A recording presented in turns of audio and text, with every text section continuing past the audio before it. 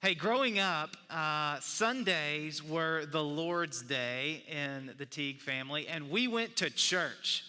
And when I say we went to church, I mean we did church. We went to Sunday school, then we went to the worship service.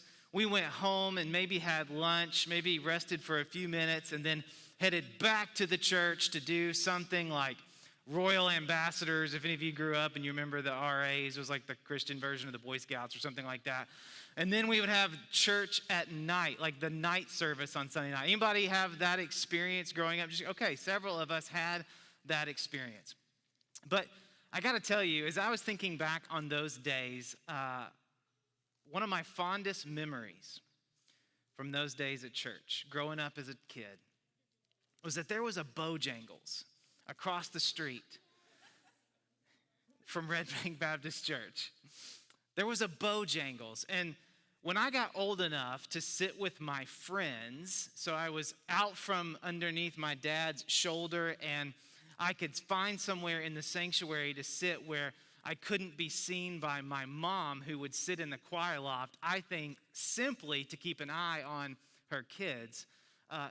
Me and my friends would, one by one, duck out of our pew like we were going to the bathroom, because every kid has to go to the bathroom during church. Am I right?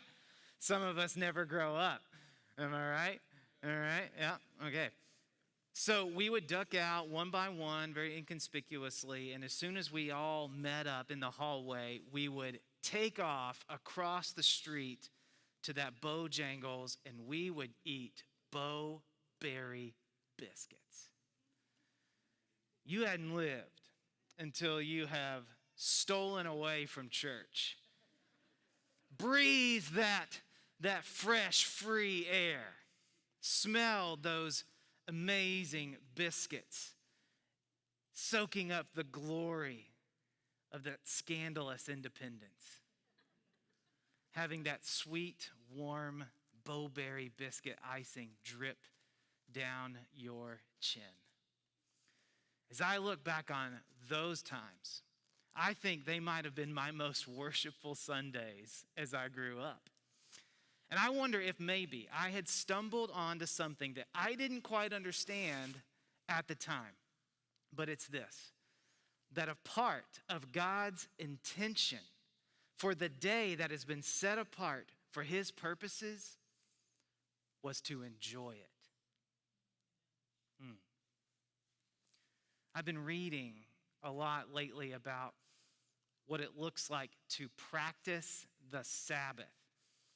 And I've been learning about some of the richness of Sabbath keeping from all these Jewish traditions. And I can't help but think we're missing out. I wonder if perhaps we're missing out. I was standing out in the breezeway a couple of weeks ago.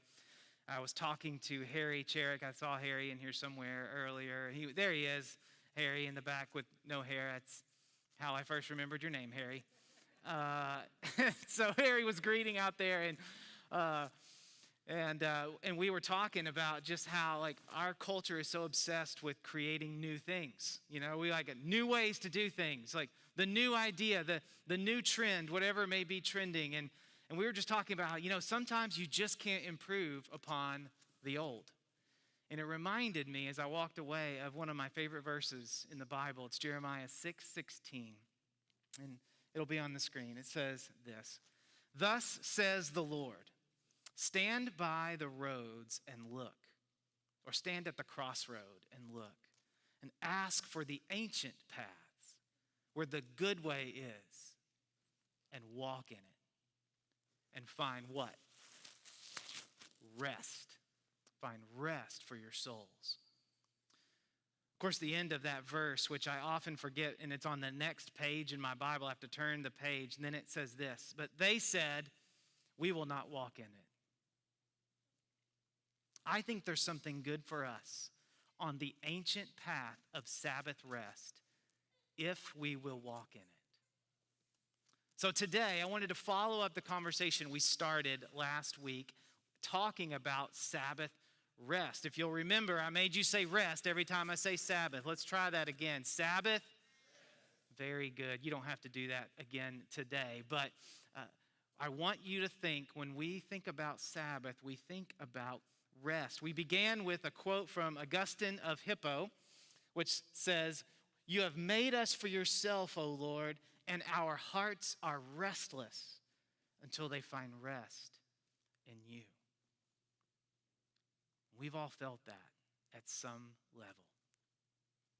Jesus of Nazareth was quoted in Matthew 11 saying, "Come to me, and I will give you that rest."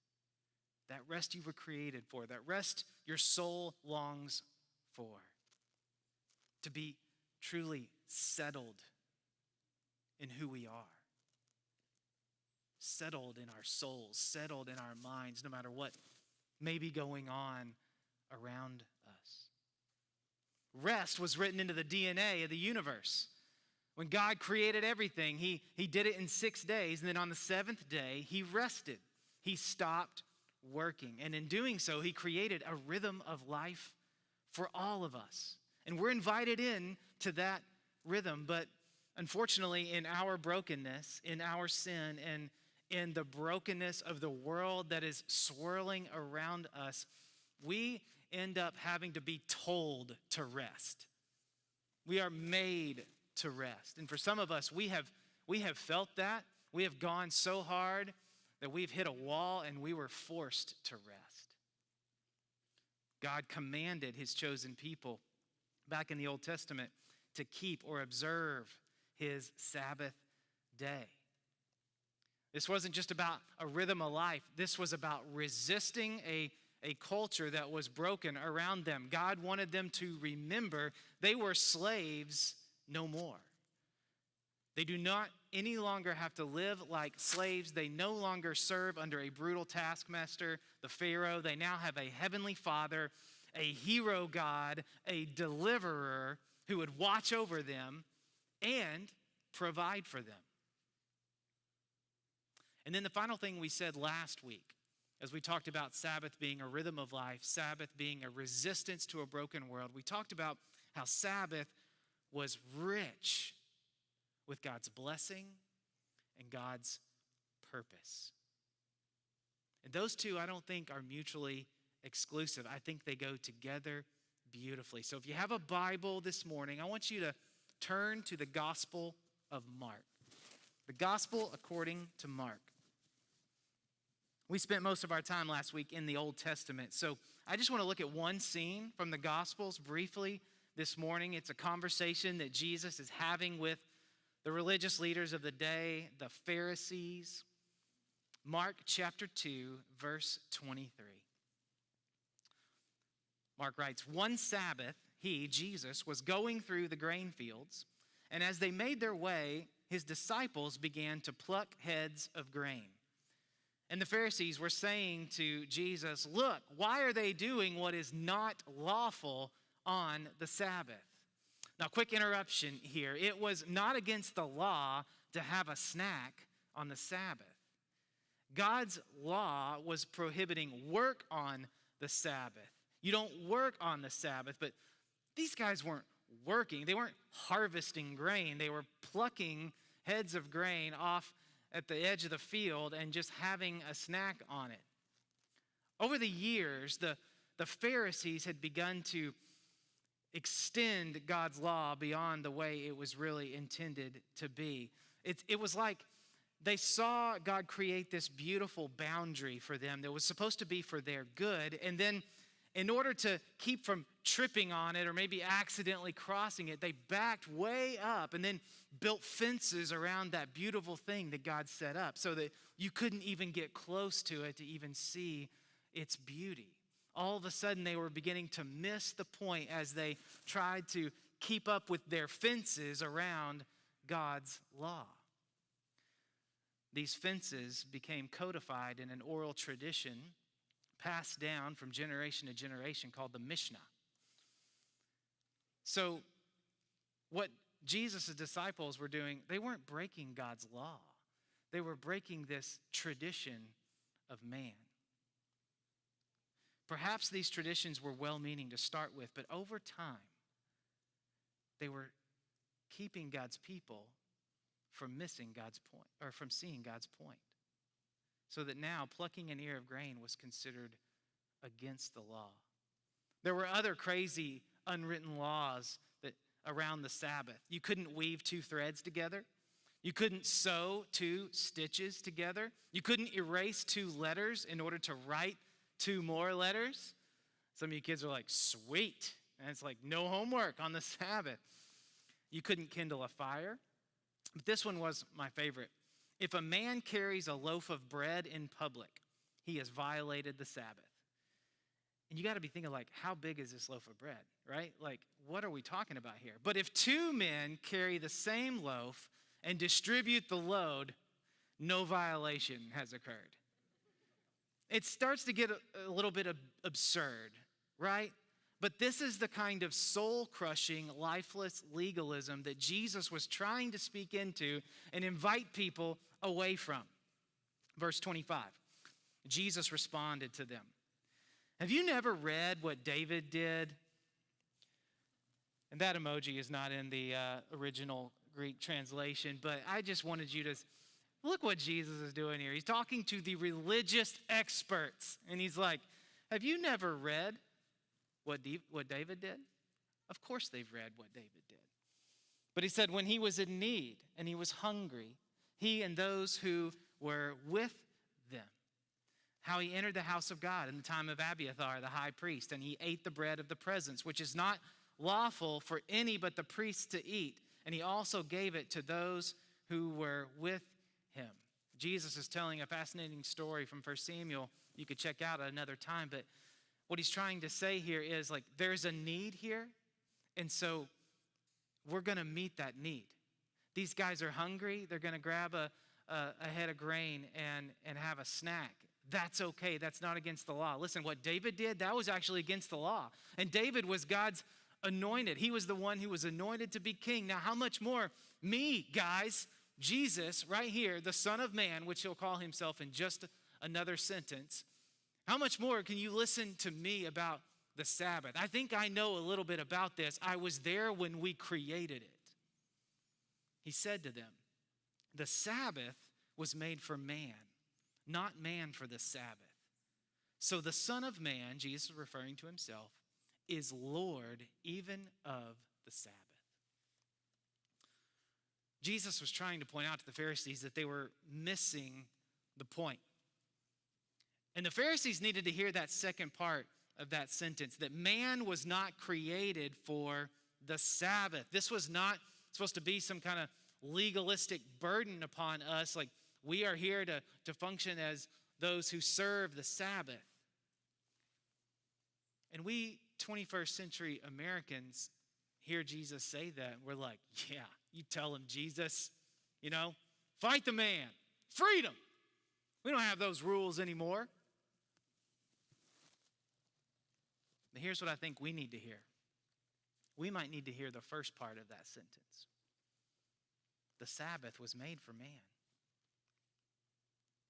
We don't have many, if any, of those legalistic rules, especially around here, I hope. But I wonder, have we gone a little overboard, ripping out all those fence posts and setting them on fire? Because Sabbath rest is God's design. It's tailor-made for our souls. And right now, I think we need this more than ever. In the chaos of our crowded lives, all the alerts and the notifications that ride around in our pocket with us all the time, the Cheesecake Factory menu of options for school activities and church activities and year-round sports and traveling and eating and drinking. We need to recapture this practice of Sabbath rest.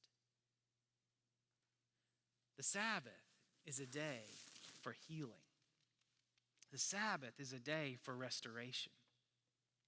The Sabbath is a day for recalibrating our hearts, our minds, our lives around God and his purposes.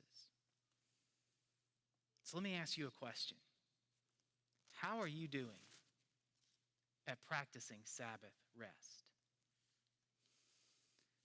And here I'm talking about more than just an hour at church on Sunday. Because I think it has to be more than that if we're truly going to rest. I have to be honest, I do not do this very well. Last week I told you I stink at resting. And I haven't paid a lot of attention up until now to this idea of Sabbath rest. And actually, I think it's missing in a lot of the American evangelical church today. Maybe it's because preachers like me haven't discovered it for ourselves. The Sabbath is a work day for us, and we go hard all day. Perhaps because of that, we've done a pretty poor job of practicing it ourselves, and therefore we do a pretty poor job of inviting you into it. Perhaps we've lost our why. Why would we need this Sabbath rest? I heard it said one time that when we lose our why, we lose our way. So let me give you 4 whys based on the definitions of the Hebrew word that we learned last week. Shabbat, or if you're speaking Southern Hebrew, Shabbat. Stop, rest, delight, and worship. Those are your 4 whys that we're going to look at this morning. Sabbath is first for stopping. It's a day to stop working. That's what God did. But we're not just talking about stopping from the work you get paid for. The Sabbath has to be more than just a day off of your job. Because let's be honest, when we finally get a day off from our paid work, we've got a laundry list of things that we got to get done, right? It's just like our human work, right? That's why we work 5 days. Hopefully, we get a 6th day to do all the things that we have to get done that we don't get paid for, cut the grass, clean out the gutters, do the laundry, go get the groceries, plan the birthday party, whatever it is that we've got going on. We got 6 days to do that so that we can rest for 1. Sabbath is about stopping, and not just stop working, but stop wanting. Sabbath is a time to stop wanting, to stay off of the Amazon apps and the Target apps, to move our hearts and minds toward gratitude and contentment and find rest in the things that God has already given us.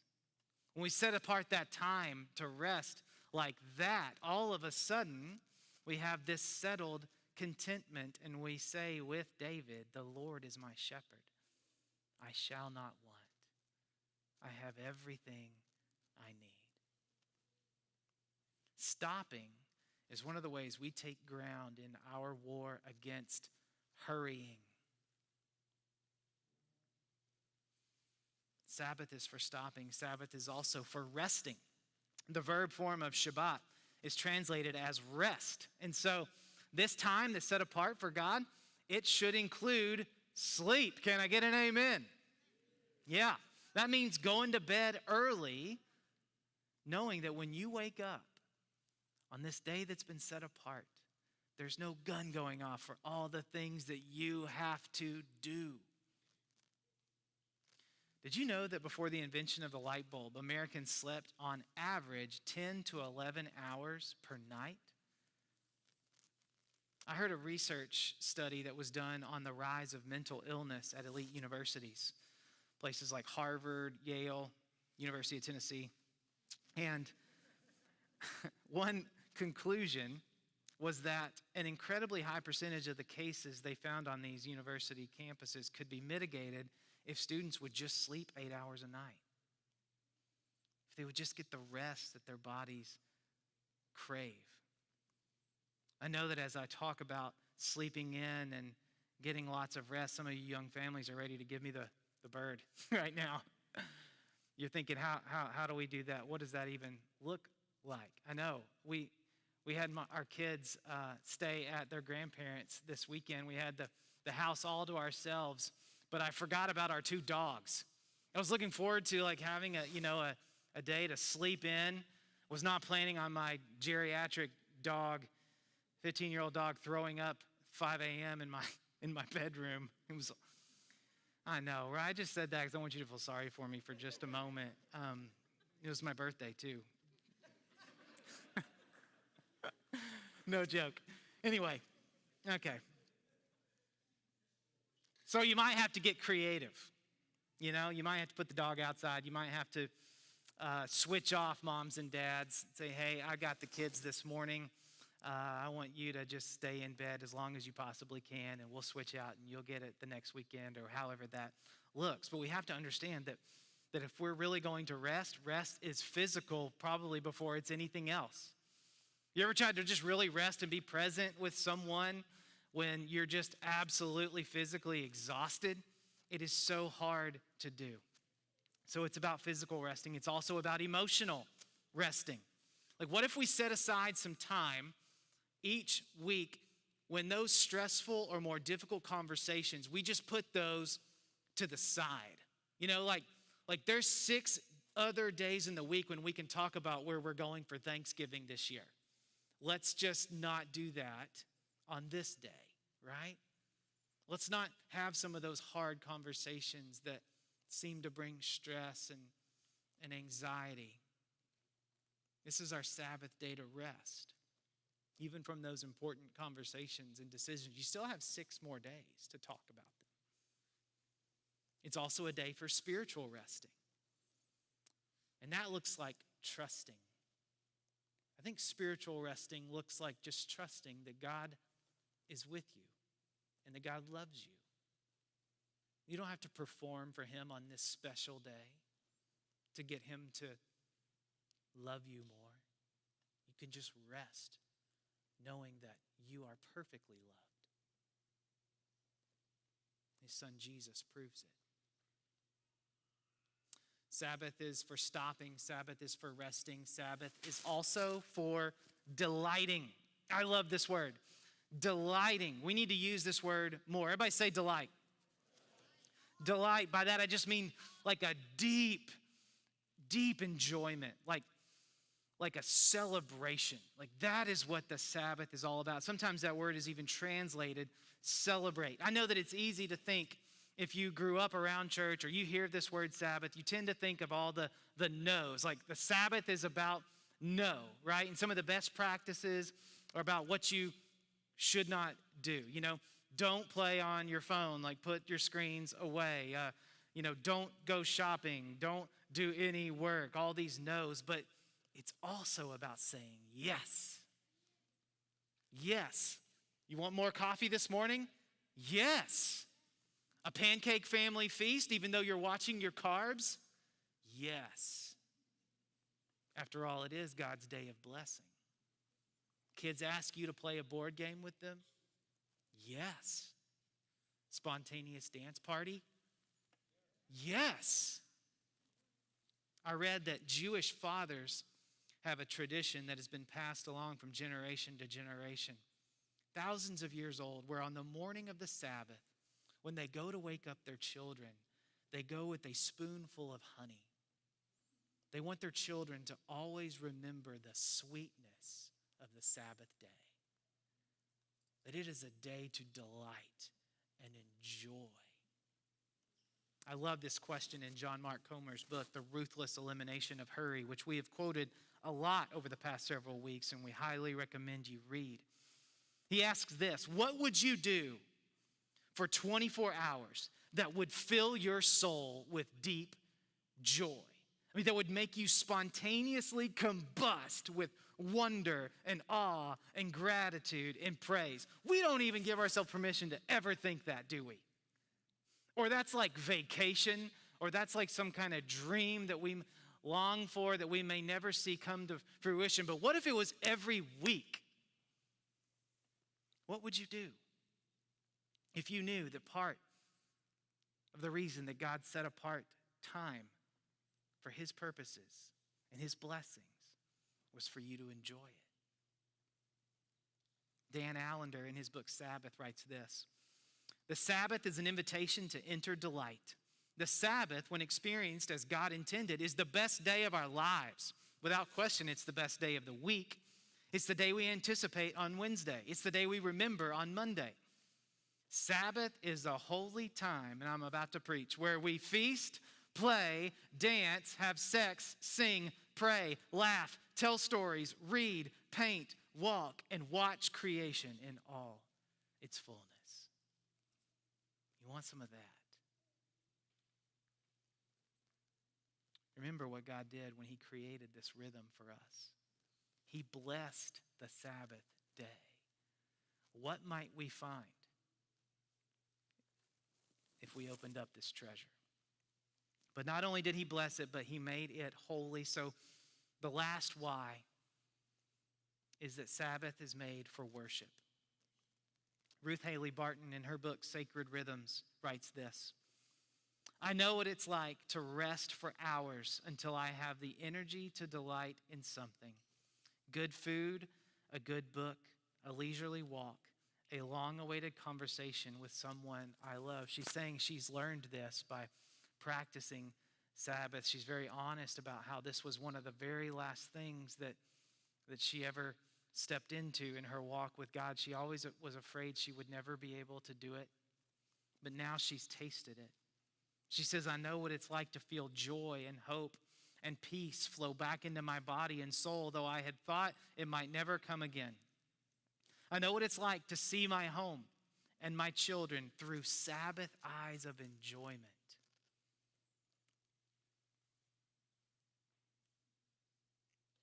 I just think about how I often view my children. Not always through Sabbath eyes of enjoyment. Maybe through tired eyes of frustration.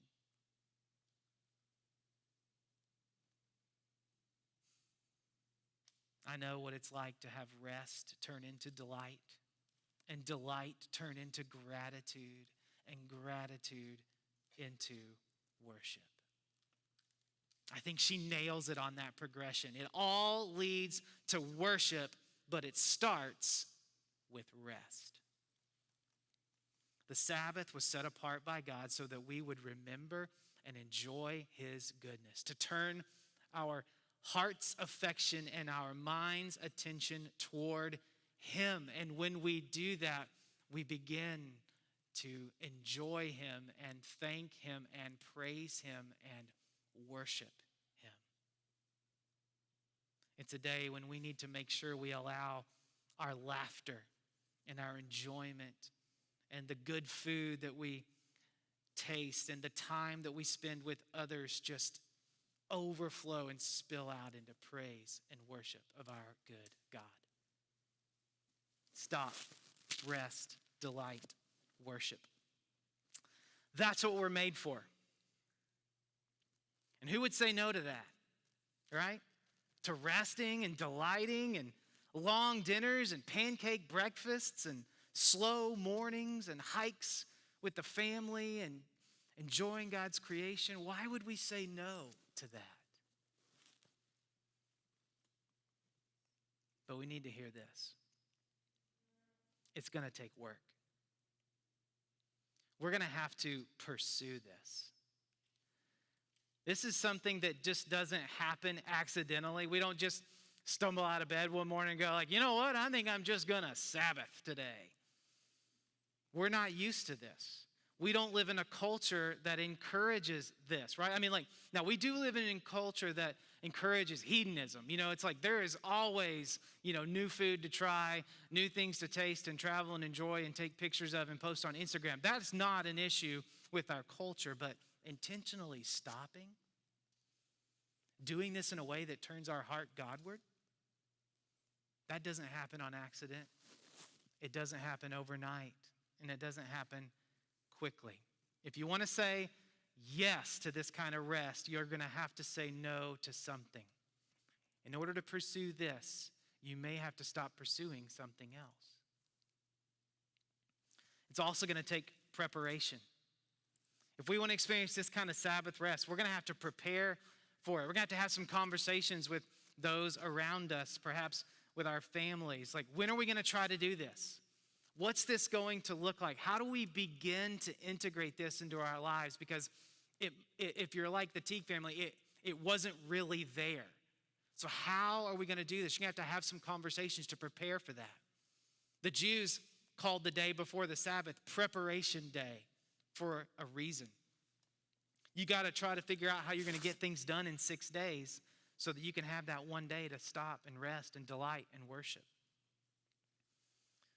An example from the Teague house recently. Sundays are like, it's a work day for the Teague family being on staff at a church. It's just the way it is. So we have to get a little bit more creative. On Fridays, I have a day off. And so I'm working harder than ever now on those days off, but not for necessarily church work, but for family work. I'm trying to help my family so that we can get everything that we need to get done. My wife works full time, so, maybe I go to Costco. Maybe I help with cleaning. Maybe I do some of the other housework that needs to be done so that my family will have a day to rest and we don't just spread the work out over all 7 days. It's going to take a pursuit. It's going to take preparation. And then, you guys, it's going to require patience. If you want to start to experience this kind of rest, you're going to need to be patient and not give up when it's hard. Not give up when you don't crush it. Some of you type A personalities, you're goal-oriented, you're just going to set the bar high and you're going to crush the Sabbath and crush your family in the process. You'll need to be patient.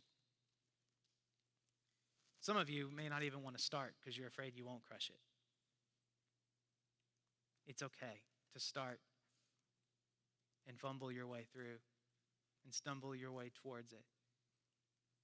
It takes time to learn this rhythm. That's why we're going to call it practicing Sabbath. We're going to practice Sabbath rest. Last weekend, the Teagues were going for it. Man, we're going to do this. We're talking about it at church. Let's try this out. By mid-afternoon, my wife was crying. So restful. We're still learning.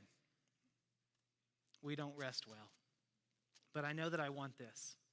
In fact, a few months ago when I was first reading about some of this and God was opening my eyes to this, I was writing in my journal. I'm a journaler. And we were just starting to wade into this practice of Sabbath. And it was a Friday night, so we were going to begin our Sabbath on Friday night. We invited a couple over to have dinner with us. So I did some preparing. I set the table with a white tablecloth. We had candles out on the table to make it special and unique and different. We sat down to that table with grass-fed beef and a fancy bottle of wine. I say fancy because it was made out of, it came from glass, not cardboard. I talked about the Sabbath as we sat with all that food around us. I pronounced a blessing from Psalm 4:7. May we always be filled with even more joy than when grain and wine abound. After dinner, we decorated sugar cookies that a friend brought over as a gift. And then we went into the other room and we played Taco Cat Goat Cheese Pizza, which is a game. It's awesome. Taco Cat Goat Cheese Pizza, look it up. And you know what? I was worshiping God by the end of that night. It was so good to be intentional. Maybe you're like, yeah, long dinners, I love it. Steak dinners, yeah, we did that on Friday night. But we were doing this in a way that would bring joy to our hearts, that would overflow into worship of God. And it was good. So may you find the time to stop and rest and delight and worship our good, good God. So what? How do we wrap this up? What do we do with this? Well, I hope you're up for trying this. I think that this type of rest that God designed from the very beginning to be more than just 1 hour on a Sunday at church, it is a hidden treasure. I think we will find so much blessing and so much purpose if we will just begin to set apart some time. Maybe it's not a full 24 hours at the very beginning. Maybe it's an evening on the weekend. Maybe it's 12 hours. Whatever it may be for you to begin to start to practice this intentional idea of Sabbath rest. I invite you into that.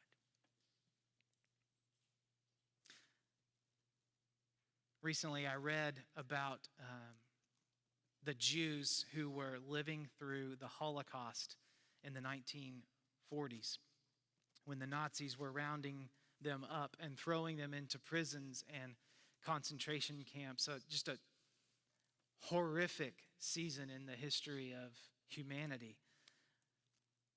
But I found this so fascinating. The Jews who were in captivity would find secret places. And I mean secret places like perhaps even like latrines, bathrooms, behind a building in a concentration camp. They would find places where they could hide from the Germans and practice their Sabbath customs. Do little things that would help remind them, turn their heart's affection and their mind's attention toward God, even in the spite of those horrific circumstances. And the Nazis started to catch on to these Jewish rhythms. And so to mess with them, they would give them all of their food on Sunday so that by Saturday, that was their Sabbath, they'd be out of food and starving and miserable and hopeless. One journal entry from a commander of the Gestapo said this: "We've discovered that if we can disturb their Sabbath, they lose all confidence in hope. Because when the Jews can keep their Sabbath, it's like they get their spirits back." I can't even imagine what those people went through. And I dare not even try to compare their hardship with anything that we may be living through today. But when I read that, I was just struck by how precious, how significant that time was for them. It was how they maintained their hope. It's how they maintained their identity in who they were.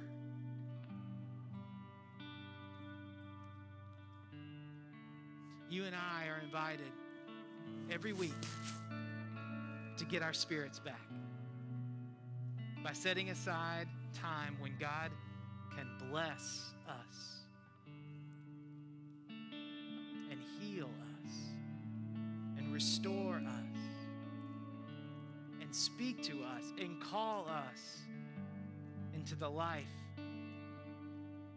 He's created. Let me pray.